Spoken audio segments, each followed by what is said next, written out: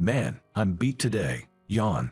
In the crowded train during the morning rush hour, I let out a big yawn. Right now, I'm working at a bar until the wee hours of the morning. Until last month, I was working as a salesperson at a food manufacturing company. I worked diligently for 20 years. I was a veteran employee. In my job, I had a good client base and my sales performance wasn't bad. In the past, I even won a CEO's award and was promoted year after year. The shadow cast over my otherwise smooth sailing career began with an incident this spring. It all started when our parent company was caught cutting corners in the product manufacturing process, creating a big scandal. My company, caught in the fallout, cites financial situation worsened. Higher paid managers were encouraged to take early retirement, and I ended up being indirectly laid off in a roundabout way.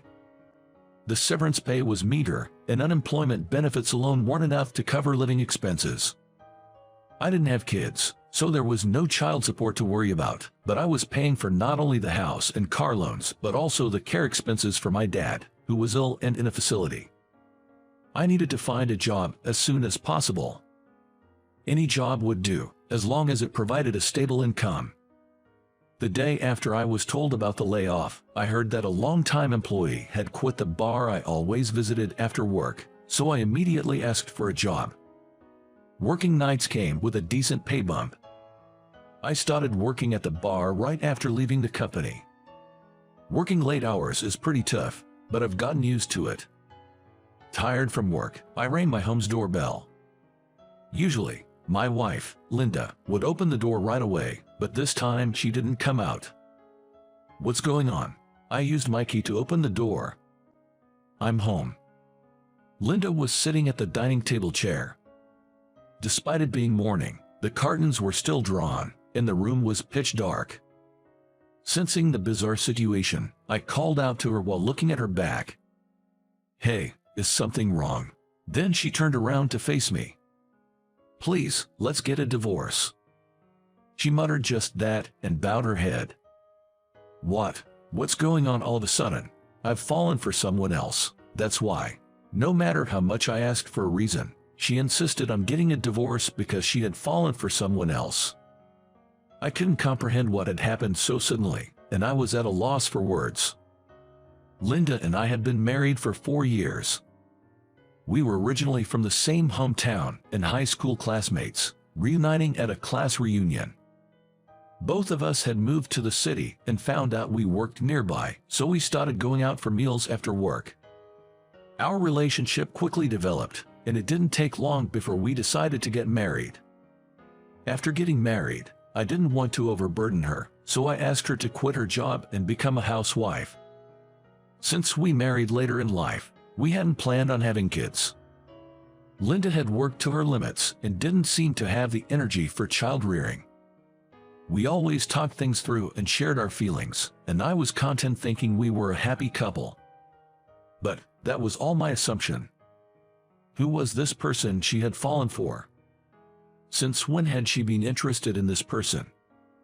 Or were they already close? I had a ton of questions I wanted to ask. Just give me some time alone, please. In the silent room, I reflected on what my wife had told me. I didn't think I was such a terrible husband to be handed a divorce. I wasn't a drinker, nor did I gamble. I didn't have a history of messing around with other women. I thought I had always been kind to my wife. Thought I had. Since we got married, I had always been busy with work, coming home late every day, and spending weekends just sleeping due to exhaustion, hardly ever finding time to talk. Then I got laid off and started working nights. It had been a long time since we last enjoyed time together. Maybe my wife felt lonely being alone. We never even had time to talk about it. It wouldn't be strange if she found someone else who had what I lacked, something that made her unhappy. It was the result of my failure to make her happy. I suppressed my desire to cling to her and decided to accept the divorce.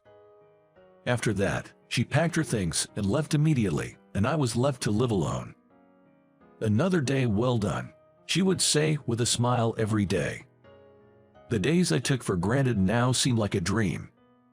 Since then, I threw myself into work every day to forget her. The bar job was harder than I thought.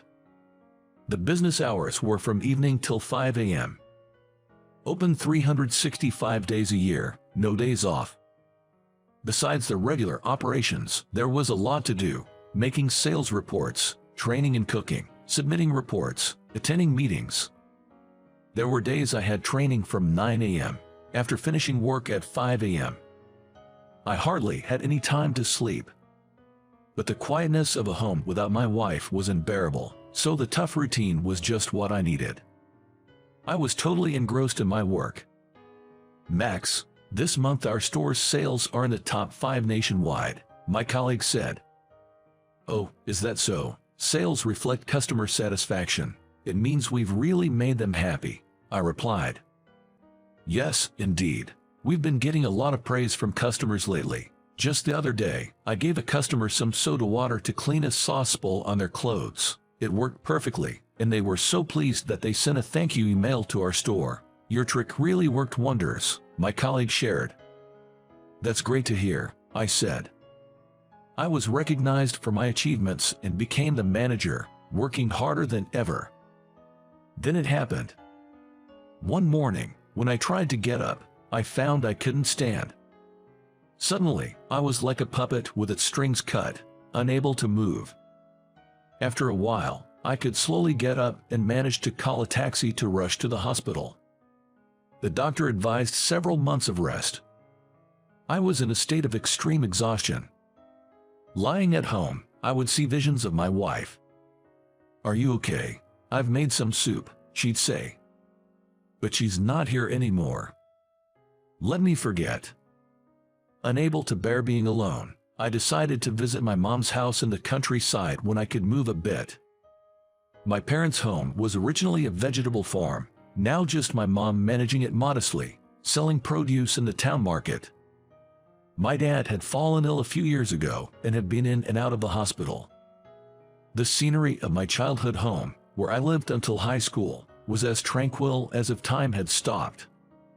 It's been a while, returning home after so many years. My mom was still energetic as always. "You got laid off, then suddenly started working all night, and now a divorce. You're just worn out, both physically and mentally. You should rest up here for a while," she said. "Yeah, I will," I agreed. At home, I ate the fresh vegetables my mom grew and just slept, leading a simple life. The clear air in the countryside and delicious vegetables seemed to be healing my tired body and soul. After a while, feeling much better and energized, I went to the town supermarket. I had been relying on my mom for so long, I decided to cook for her, so I went shopping.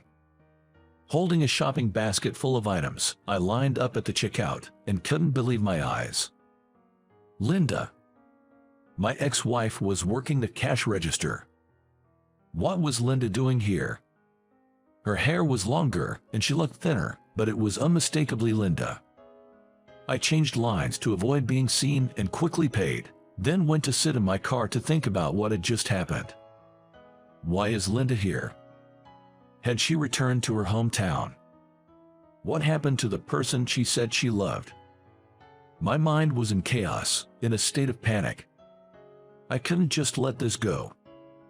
Eventually, I parked my car next to the employee entrance of the supermarket and decided to wait for her to come out and talk to her. Calling her wouldn't make her come out, and I couldn't just show up at her family's home.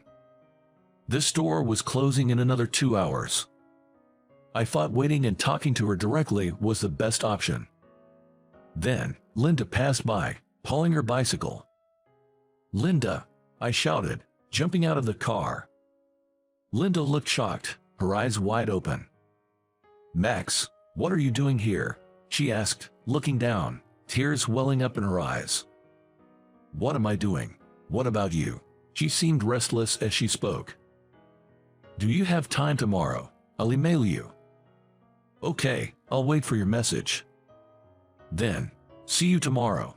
With those words, she got on her bicycle and left. On my way home, I received an email from her, saying to meet at a more a cafe near the train station, at noon tomorrow. I spent a sleepless night and headed to the meeting place with my mind in a haze. As I opened the door at the cafe, Linda was already there. She looked tired, with swollen eyelids, maybe from a sleepless night too. I sat down in front of her and ordered a coffee, then quickly drank some water.